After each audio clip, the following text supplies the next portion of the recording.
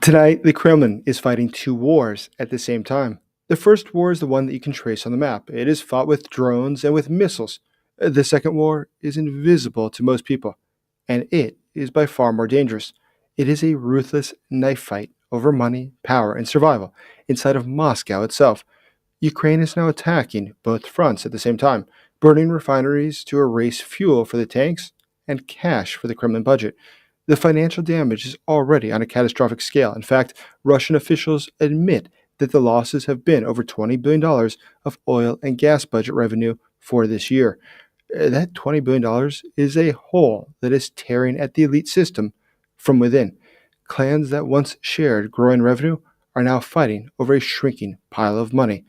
The regime's instinctive answer to this unraveling is a purge. Nearly 100 senior officials have been arrested in 2025. As rival groups settle scores and protect their income streams, we will see more fighting. But also note something else. The record 653 drone strike that took place on Ukraine looks like it's raw power from Russia, but in reality, it was a frantic signal from a system that is starting to break down from within. To understand this, take a look at the record breaking 653 drones that Russia sent at Ukraine last night. That massive attack, a record breaker, was in fact not a sign of strength. Russia is trying to project strength and trying to project it externally, but that's to cover up something else. That's to cover up what is happening internally right now inside of Russia. The fact that today Putin needs to show that they are moving somewhere towards progress, but the facts, they speak for themselves. Russia is not progressing. The operation itself was designed to project strength to the Ukrainians, to the West, and to the nervous elites in Moscow. It coincided with Ukraine's Armed Forces Day and high level talks between Ukrainian and American negotiators right now in Miami. But interception results show that Ukraine was successful. It shot down 585 drones and 30 missiles, destroying roughly 90% of the drones and more than half of the missiles. Targets were spread out across at least 8 regions of Ukraine. Power plants, heating systems, and rail infrastructure were all hit. But there's something else.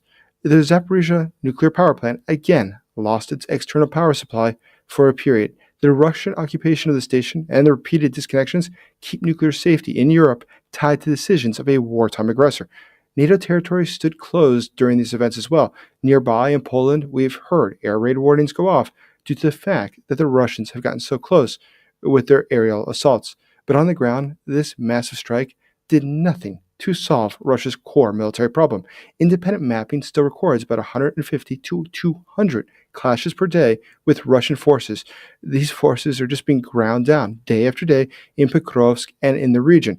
And what's incredible here is that the pattern is very familiar to other historic failings of the Russian regime. When offensives begin to stall, the regimes in trouble turn to spectacles against civilians to disguise the ongoing failures at the front. The 653 drones, that swarm fits squarely within this logic. It consumed expensive hardware and produced dramatic footage, but it did not change the balance of forces. The worsening condition in the Russian state does not change because of these attacks. Here in Kiev, where I am, these attacks have become routine, and yet life goes on. Here we are. The Russians don't have the same sort of ability. They know that the situation is bad and it is about to get worse. Because while Moscow was throwing drones at Ukrainian cities for television, Ukrainian drones were busy rewriting the balance sheets inside of Russia itself. Deep strikes on refineries and the Shadow Fleet are reshaping Russia's war economy. The fuel behind Russian military power now sits under systemic attack.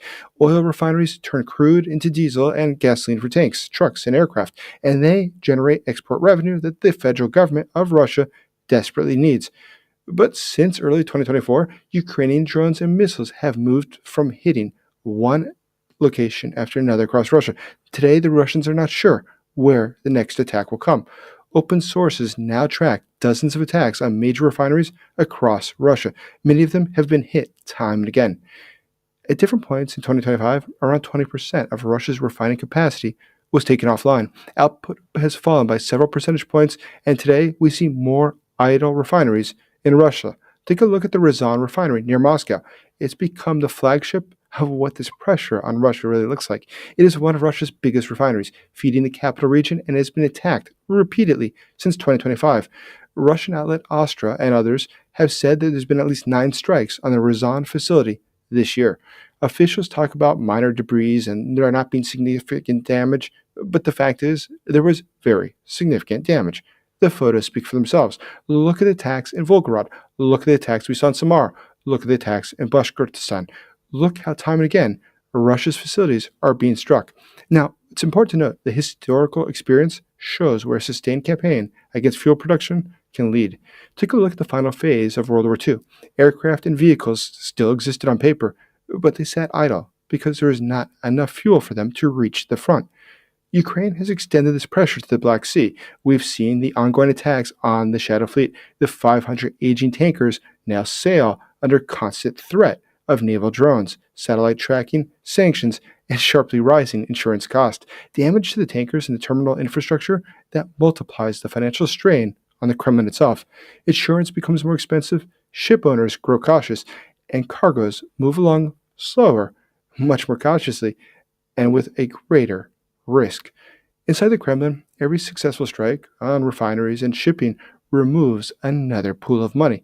Contracts shrink, subsidies wobble, and rival clans must decide whose projects will die and whose access to the remaining revenue will survive. As the money pools dry up and the fuel networks fray, the second war inside Moscow intensifies and it leaves clear fingerprints in the Purges. Purges now reveal an accelerating elite war inside of Moscow. As resources shrink, the Kremlin has escalated the repression. In 2025, there's been over 100 senior officials arrested. And what's incredible about this? That's even a record for Russia. Russia historically has had purges, of course, but in the recent time, in the post-Soviet period, this is unique. It is unique that the law enforcement and security bodies are both weapons that are targeting those from within, not those from outside. These agencies stage raids and they have their investigations, and altogether, they're dragging more of their own people into court on charges of corruption and treason and like things. Now, what's incredible today is that we know that this is making the elites worried. They are very nervous. They are not happy to see this. And the reason we know that is because some of them are trying to leave the country. Today, Russia's elites are very clear to the fact that things are not going well within their country. Today within Russia, there's a very strong sense that destabilization might be ever more near. And that's why today, consider this, why it is that German Graf, who's the head of Sberbank of Russia, he formerly was a minister of economics, said that the ruble itself should be depreciated by about 45% before the end of this year. That's a pretty huge cut. Now, depreciation, of course, has its value, but cutting into half of people's paychecks through de facto inflation, that's not something that's very healthy for the average person. Currently, they can barely afford to get by. So when you take away about half their paycheck and it just disappears, how will they live? It's a very good question. The fact is, the officials are not sure. And that's why today they have to put on more of a show of what's going on inside Ukraine. That's a worthwhile investment. But the fact is, the elites themselves, they don't really believe that propaganda. We know they don't believe it because today we see that Russia is selling off parts of its gold reserves. Its national wealth fund has gold, and now it is selling it. Now, why would a country that has strategic reserves of gold decide to sell them off, especially when their own currency is losing value so quickly? Well, the answer is very simple. The elites understand that they've made lots of money, tons of it during this war, but that money, it's about to lose its value. So if your rubles are going to lose their value, what would you need it for?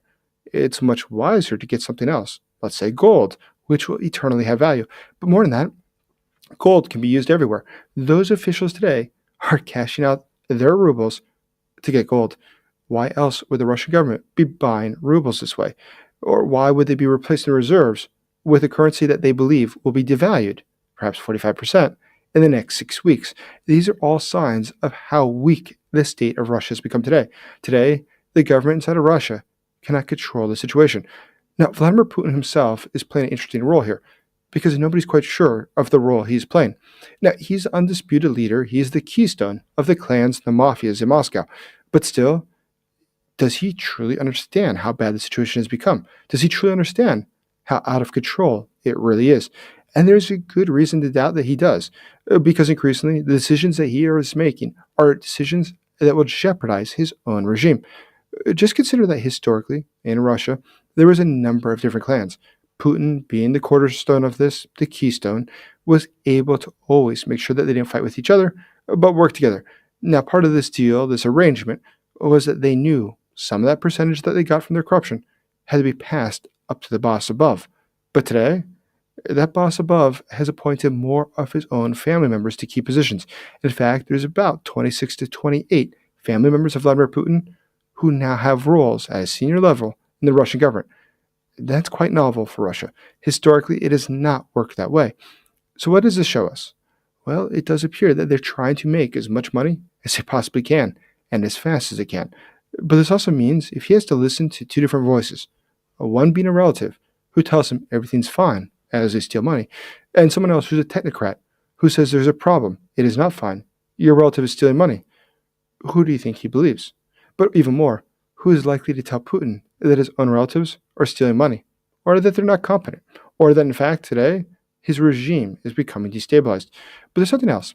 These purges destroy institutional cohesion, and while redistributing property, they are also spreading fear. Confiscated assets and highly publicized trials send a message that wealth and rank now do not have much bearing on your future. Today, you are all at risk.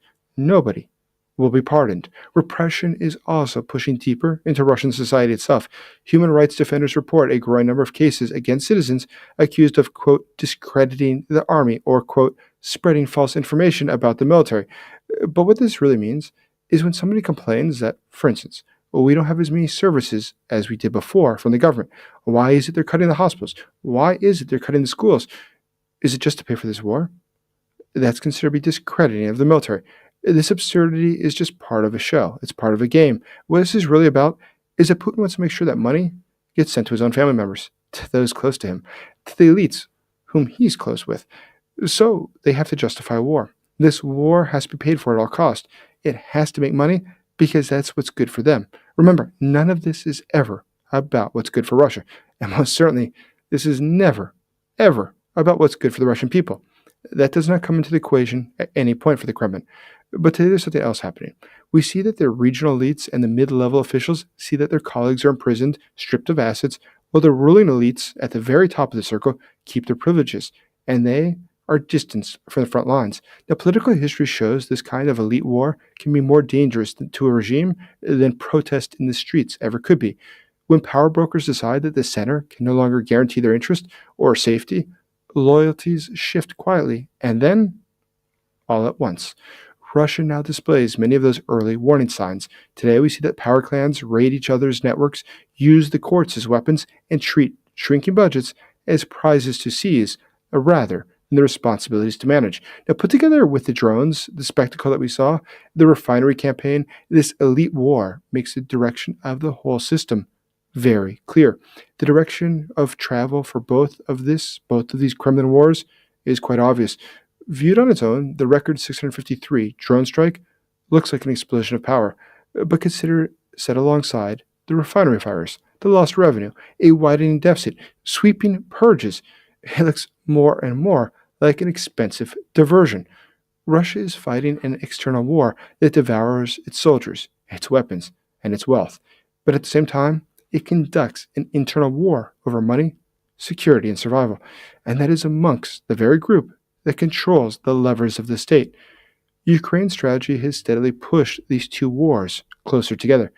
Every successful hit on Russian oil, its transport, or its shadow fleet that weakens the external campaign and intensifies the internal struggle among those whose fortunes depend on that income. The pattern echoes other empires that tried to hold too much with too little. The Tsarist state in 1917 and the Soviet state in the 1980s still looked formidable on paper. But there, meanwhile, inside, there was internal conflicts over resources and responsibility that hollowed out their capacity to act. Today, the Kremlin still commands a large forces and has a heavy arsenal. Yet each month brings fresh evidence that the foundations beneath those forces are far weaker than the image that Russia tries to show us all from their state television. The two wars that now shape Russian power are moving in the same direction. The external war consumes material and lives that cannot be easily replaced.